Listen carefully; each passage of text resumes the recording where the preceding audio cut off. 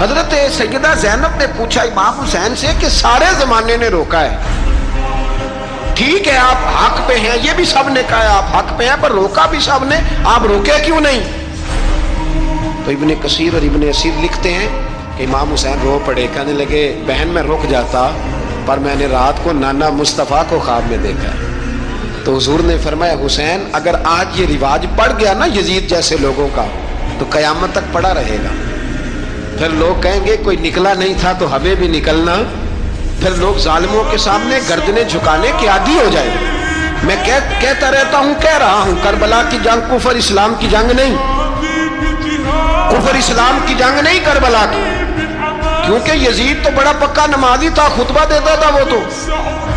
جب امام حسین رضی اللہ تعالیٰ عنہ نے کربلا کے میدان میں جمعے کا دن تھا تو یزید کے سامنے کو بات کرنی شروع کی عمر بن سعد کے سامنے، تو عمر بن سعد کہنے لگا حسین زیادہ باتیں نہ کر، ہمارا جمعہ لیٹ ہو رہا ہے، جنگ کے لیے تیار ہو، فٹافٹ آ، اہل بیت نبوت کو قتل کریں گے اور قتل کے بعد پھر نماز پڑھیں گے اور پھر کہیں گے اللہم صلی علی محمد وعلی آل محمد، اسی نماز میں پھر درود بھی پڑھیں گے۔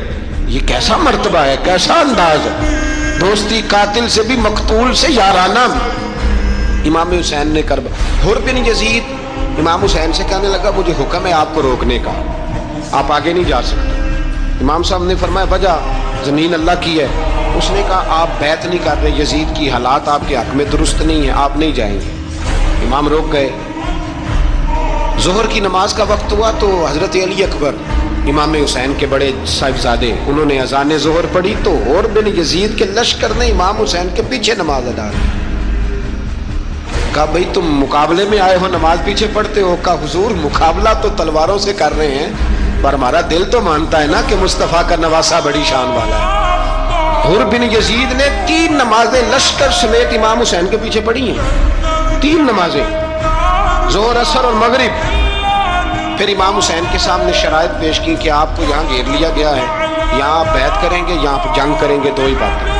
امام حسین نے فرمایا نہیں بھائی بیعت تو میں نہیں کرتا، اس کے علاوہ تم جو کہتے ہو میں کرنے کو تیار ہوں۔ اس نے خط لکھا، عبید اللہ ابن زیاد کو ایک بندہ دوڑایا پیچھے کوفے، چند میل پہ کوفہ تھا، کہا وہ نہیں مان رہے، کیا کرنا؟ تو حسین ابن علی ہے، میں زیادہ دیر انہیں روک بھی نہیں سکتا۔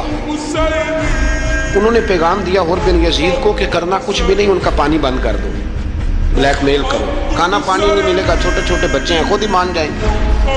حضرت امام علی مقام کے بارے میں حر کے پاس جب یہ پیغام آیا تو حر کہنے لگا میری طبیعت نہیں مانتی حسین پر پانی بند کروں، دل نہیں مانتا۔ جب یہ لفظ کہے نا دوبارہ تو پھر عبید اللہ ابن زیاد نے عمر بن سعد کو 10,000 آدمی دے کے بھیجا، کہا حر بن یزید لچک دکھا رہا ہے حسین کے حق میں۔ ایک رے کا علاقہ تھا، بڑی وہاں فصل ہوتی تھی، لوگ کوشش کرتے تھے وہاں کا گورنر بننے کی، کوشش کرتے تھے۔ تو عبید اللہ ابن زیاد کہنے لگا تمہیں رے کی گورنری ملے گی، سب سے سرسبز و شاداب علاقہ، تمہیں وہاں کا گورنر بنایا جائے گا اگر حسین کے خلاف لڑو گے۔